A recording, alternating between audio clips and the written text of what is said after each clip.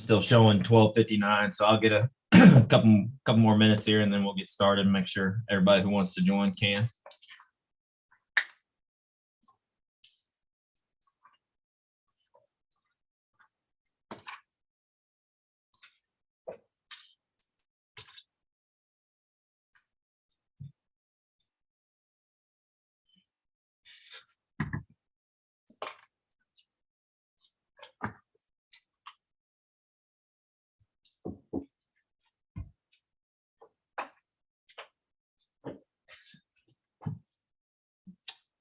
All right, I got 1 o'clock. So good afternoon, everyone. This is Mark Lacey talking to you. I'm with Jacoby Toombs and Lands, the design engineers for this Louisville MSD project. This is the public meeting for the Ohio River Service Area Lift Station Rehabilitation Project.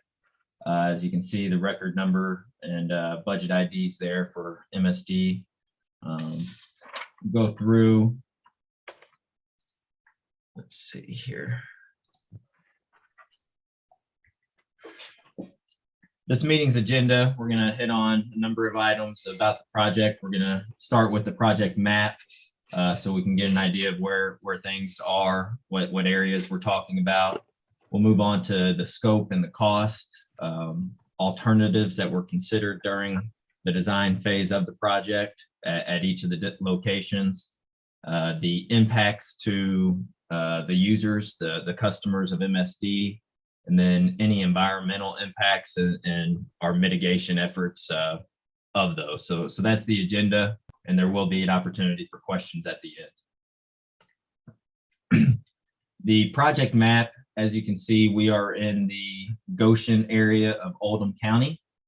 US 42 is along the right-hand side of this picture that you see.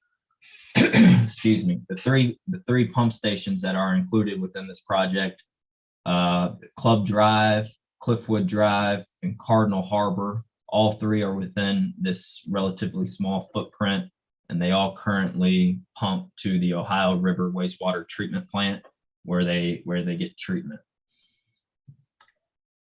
The scope of this project, as mentioned, this project was previously in the hands of the Oldham County Environmental Authority.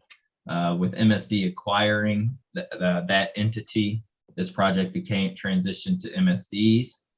The scope includes replacing 2 existing pump stations, the Cliffwood Drive and Cardinal Harbor, and then eliminating the other pump station, Club Drive, with a gravity sewer solution.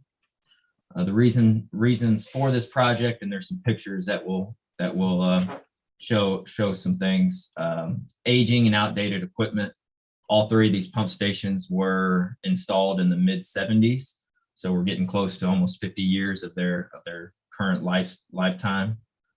Safety and access issues with the existing stations. The neighborhoods have been built up around the existing stations, so just accessing them has proven to be difficult. And then reliability concerns. There has been some issues in the past, not recently, about some equipment failures and some overflows. So those are the primary reasons that these 3 particular stations were identified. In total, these details are the summation of all 3 locations. There's going to be just over 2,000 linear feet of 8-inch sewer, 37 linear feet of 10-inch sewer, both of those being gravity, and then 114 linear feet of sewer force main, and all that 19 sanitary manholes will be added to the system as well. The current construction cost estimate is about $1.5 million, which will be updated prior to the bid opening. We're going to go through alternatives that were considered at each location. This is the Cliffwood Drive pump station. You can see the existing infrastructure. It's got a steel wet well here. This is the control panel.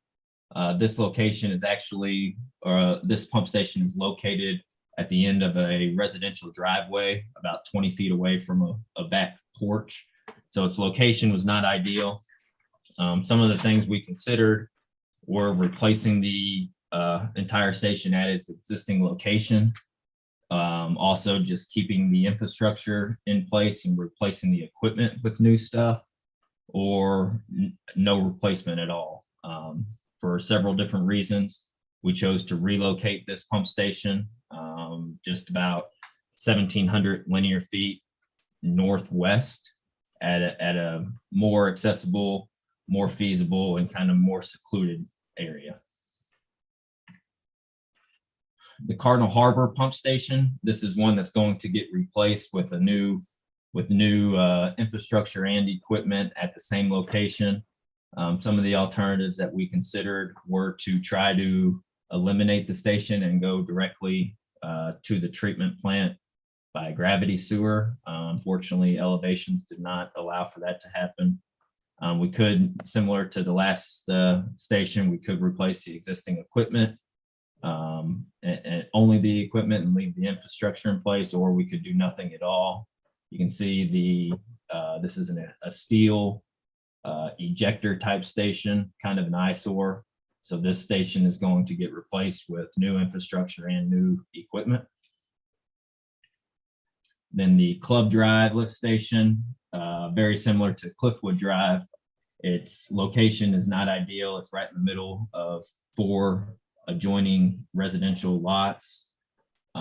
We could replace this station with everything, new infrastructure, new equipment, or we could do nothing at all. Fortunately, we were able to find a gravity sewer solution that will allow us to convert this existing station into a gravity sewer manhole and eliminate the need for a pump station altogether at this location. The impacts to the users or the customers in MSD, these projects are not putting in any additional customers on the system. It's not going to increase the user charges or hookup fees directly at all. So there's not going to be any financial impact to the customer as a result of this project. The environmental impacts and mitigation efforts, an environmental assessment in consultation with the U.S. Fish and Wildlife Services was performed by Red Wing Ecological Services, where they determined that the impacts would only entail 3 crossings of an intermittent stream. All of those are included with the relocation of the Cliffwood Drive pump station, and then the clearing of just over a half an acre of trees that were labeled to be potential habitat for the Indiana and northern long-eared bats. In order to mitigate these crossings, this project will entail encasing the sewer at each of the intermittent stream crossings. They will be encased in concrete, well below the minimum depth of burial for those crossings, and all contours and grades after construction will be returned to pre-construction situation. And then in order to mitigate the clearing of 0.54 acres, MSD will make a contribution to the Imperiled Bat Conservation Fund for the mitigation of the clearing required.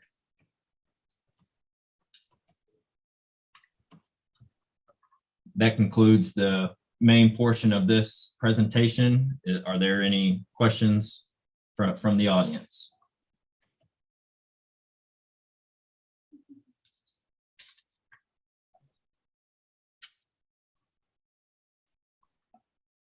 Okay, if there are no questions, then that can conclude this public meeting. I appreciate everybody who joined, took the time to join doing so. And if there's any questions moving forward, please feel free to reach out to me.